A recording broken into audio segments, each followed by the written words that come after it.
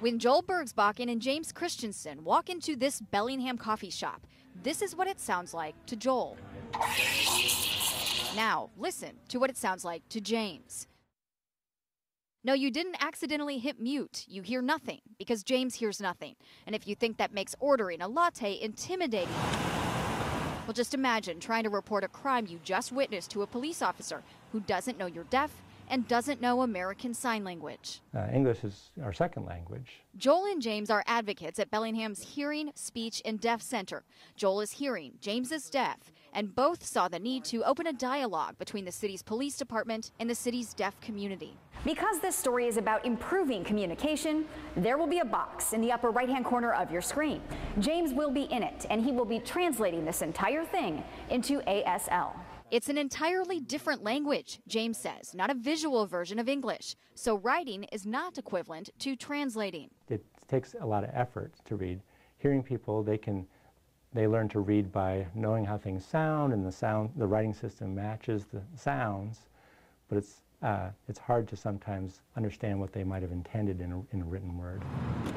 The Bellingham Police Department agrees. So Officer Eric Osterkamp set out to overcome the language barrier. How does that happen? How does that work in other places? Osterkamp got the idea for these placards from the Oregon State Patrol.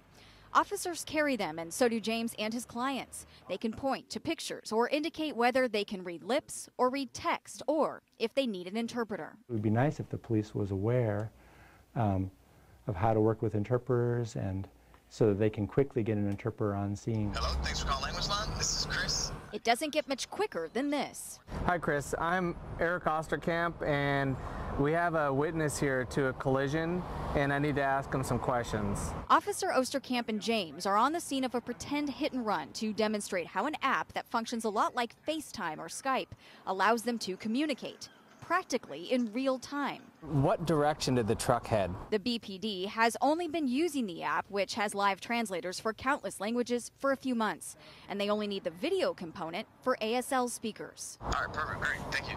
Officer Osterkamp says this is life-changing technology. He remembers once responding to a collision where one of the parties involved was deaf. I could tell he was angry, but his ability to communicate and my ability to understand what he was saying, there's this huge gap. James and Joel say the app narrows the gap. You know, in an emergency, there's a lot of information that needs to be transmitted quickly.